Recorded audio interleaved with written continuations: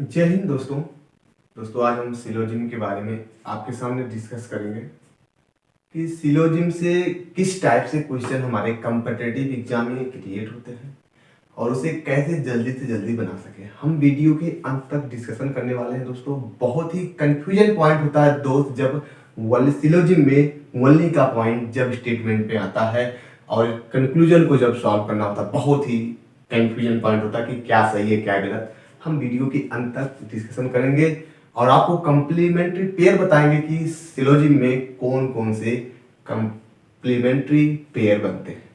आइए हम मूव करते हैं अपने पॉइंट की तरफ। देखिए, सबसे पहले हम आपको तो कम्प्लीमेंट्री पेयर बताएंगे कि कम्प्लीमेंट्री पेयर हमारा किस किस के बीच में बनता है। स्टार्ट करके लिखिएगा। कम्प्लीमेंट्री पेयर जो होता है condition number 1,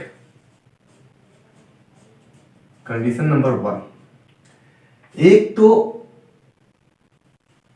some plus some not, some not. ठीक है, एक तो हमारा जो कंप्लीमेंट्री पेयर बनता है सम और सम नॉट के बीच बनता है। दूसरा कंडीशन, एक तो हमारा सम और नो के बीच बनता है कंप्लीमेंट्री पेयर। तीसरा कंडीशन, आल और सम नॉट, देखिए यही तीन हमारे कंप्लीमेंट्री पेयर होते हैं।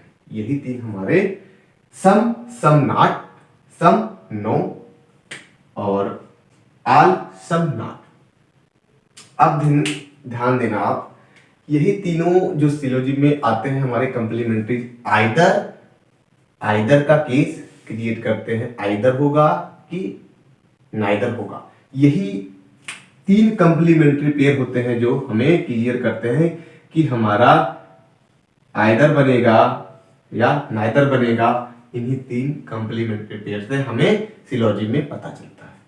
तो दोस्तों, कंडीशन तो सब्जेक्ट और प्रेडिकेट, ये जो दोनों कंडीशन है सम नॉट, सम नो, इन दोनों के बीच में, इन दोनों कंडीशन के बीच में हमारा सब्जेक्ट और प्रेडिकेट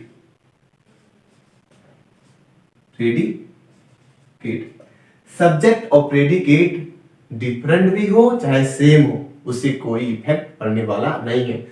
सब्जेक्ट और प्रेडिकेट मतलब क्या होता है सर? देखिए, सब्जेक्ट और प्रेडिकेट मतलब होता है, जैसे अगर दिया कहीं सम ए इज बी, तो अगर कंप्लीमेंट्री पेयर में लिखा है नो ए इज बी, ठीक, some A is B, no A is B, ठीक है, ऐसा भी आ सकता है तब भी आइदर का केस क्रिएट होगा, ऐसा भी रहेगा तब भी आइदर का केस क्रिएट होगा।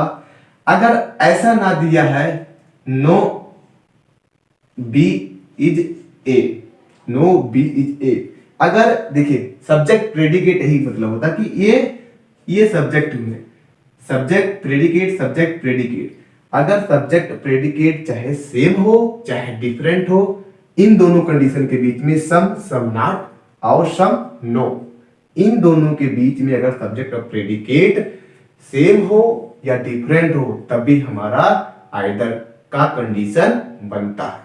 अगर अब स्टार्ट करके लिखना कि किसमें नहीं बनता है।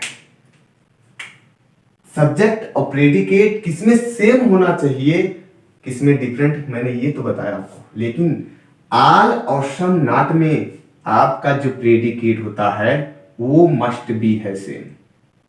सब्जेक्ट और प्रेडिकेट सब्जेक्ट और प्रेडिकेट मैंने यहां डिस्कस किया। जैसे सम ए इज ऐसे था, तो सब्जेक्ट और प्रेडिकेट डिफरेंट तो भी हो सकते हैं और सेम भी हो सकते हैं, लेकिन इसमें जो है आपका आल और सम नॉट में ऐसा नहीं है। अगर कहीं लिखा है आल ए इज बी, तो जो हमारा सम नॉट होगा, some some A some some A is not B, some A is not B. अगर ऐसा है कंक्लूजन में तब तो ये आइदर का कंडीशन बनेगा, तब तो ये आइदर का कंडीशन बनेगा, अन्यथा फिर नाइदर का कंडीशन बनेगा। अगर इसका प्रेडिकेट से अगर ये दे देता some B is not A, ऐसा दे देता डिफरेंट, ये सब्जेक्ट ए बी है, ए बी ए हो गया, सब्जेक्ट डिफरेंट है, केवल ए आल और सम नॉट के बीच में ऐसा होता है। ये आप स्टार पॉइंट करके लिख लेना, यही ऐसा होता है कि कंप्लीमेंट्री पेयर डिफरेंट सब्जेक्ट और प्रेडिकेट नहीं होना चाहिए, सेम होना चाहिए, तभी ये हो पाएगा ऐसा। अब देखना, मैंने इसको भी डिस्कशन किया आपके सामने, मैंने इसको भी डिस्कशन किया। मैंने आपसे बताया 3 कंडीशन होता है जिसमें आइदर एंड नाइदर का कंडीशन बनता है। वो कहां कहां मैंने आपसे सामने डिस्कशन किया, सम नॉट के बीच में और सम नो के बीच में। जब सब्जेक्ट और प्रेडिकेट चाहे डिफरेंट हो चाहे सेम हो, इनके कोई इफेक्ट नहीं पड़ता है, वो आइदर ही कहलाएंगे अगर सब्जेक्ट और प्रेडिकेट डिफरेंट भी हो और सेम भी हो। इसमें आल या सम नॉट में अगर सब्जेक्ट और प्रेडिकेट डिफरेंट हुए तो आपका वो आइदर का केस नहीं बनेगा, वो नाइदर का केस बनेगा। अगर सेम है तब तो आइदर का केस बनेगा। ये पॉइंट बहुत ही कंफ्यूजन पॉइंट था जो मैंने आपके सामने डिस्कस किया। अब हमारे सामने एक कंफ्यूजन का क्वेश्चन और बनता है, जब सिलोजिम में ओनली आ जाता, ओनली ए फ्यू आ जाता तब भी मतलब कंफ्यूजन होता है। जब हमारे स्टेटमेंट में ओनली आ जाता है तब कंक्लूजन का आंसर देने में तो बहुत ही बेकार लगता है और बहुत ही आंसर कर नहीं पाते हैं, आंसर बहुत ही डाउट होता है कि हम क्या बनाएं। तो हम इसके आपके सामने डिस्कस करेंगे कैसे बनाते हैं इसको। और सिलोजिम ऐसा एक हमारा जो सब्जेक्ट है, सिलोजिम बहुत ही कंफ्यूजन होता है। हम साल 2 साल में तब भी कंफ्यूजन होता ही रहता है, सबको कंफ्यूजन होता है, आपको ही नहीं सबको होता है कंफ्यूजन, मुझे भी होता, सबको होता है, मानता। बट आइए देखिए हम बनाते हैं। हमारे सामने एक क्वेश्चन है, only W is J, some W is M, some M is not C। अब इसका सबसे पहले हम तो फिगर बनाएंगे, ठीक है। मैंने फिगर देखी, जब ओनली का आता है, जब आपके क्वेश्चन में ओनली आता है ना तो उसका फिगर थोड़ा उल्टा होता है, रिवर्स करना पड़ता है, किसके आल के।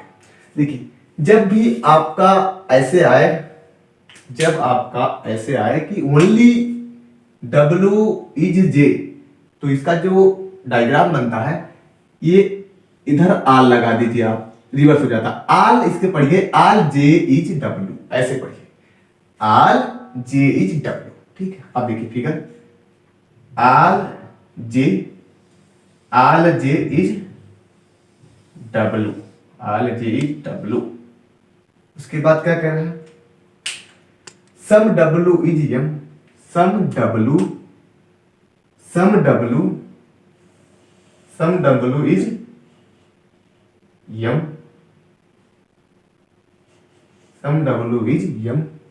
उसके बाद some M is not C, some M देखिए कुछ M जो मैं यहां लगा रहा हूं, some M is not C, some M is not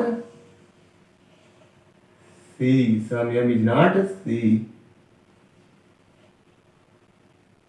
ठीक, some M is not C, ऐसे बनेगा figure.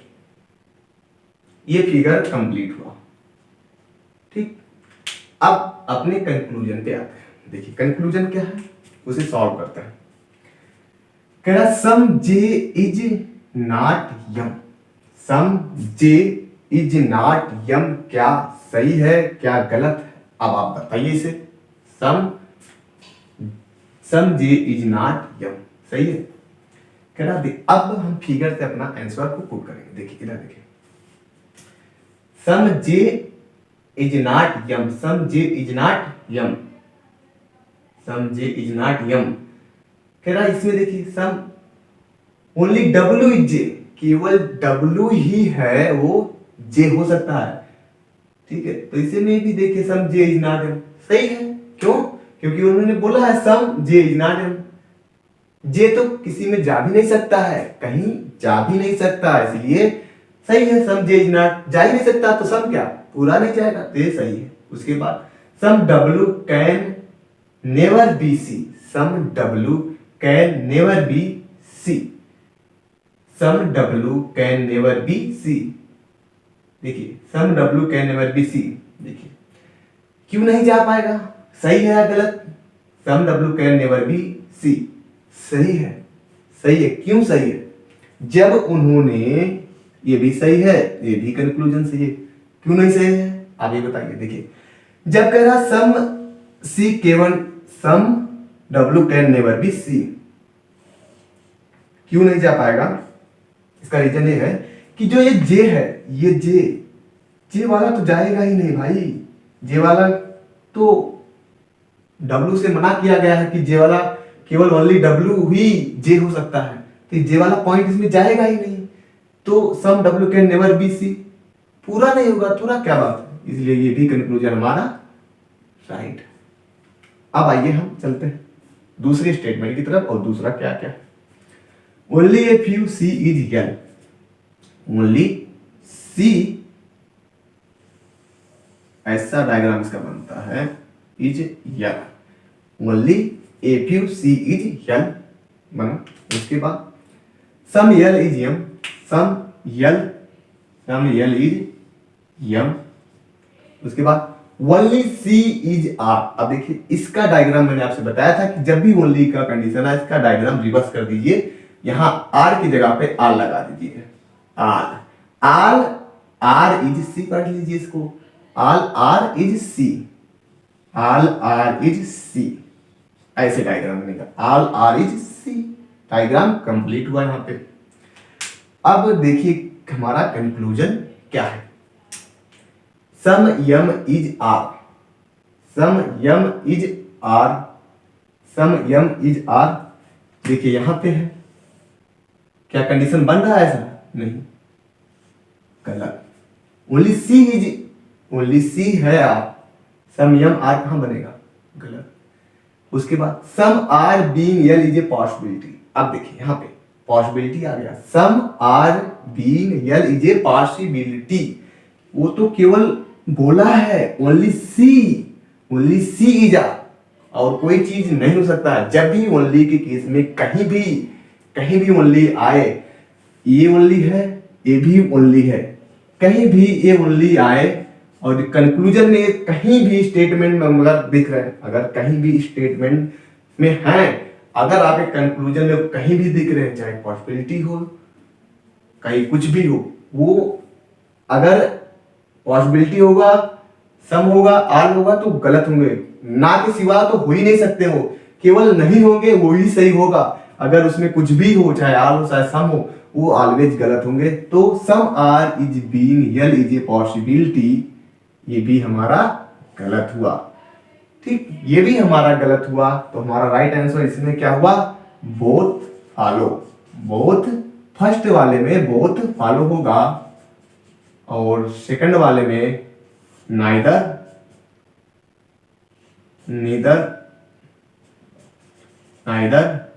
First nor second is right answer. ये था बहुत ही कंफ्यूजन पॉइंट जो आपके सामने मैंने डिस्कस किया। अगर आप हमारे चैनल पे नए हो दोस्तों,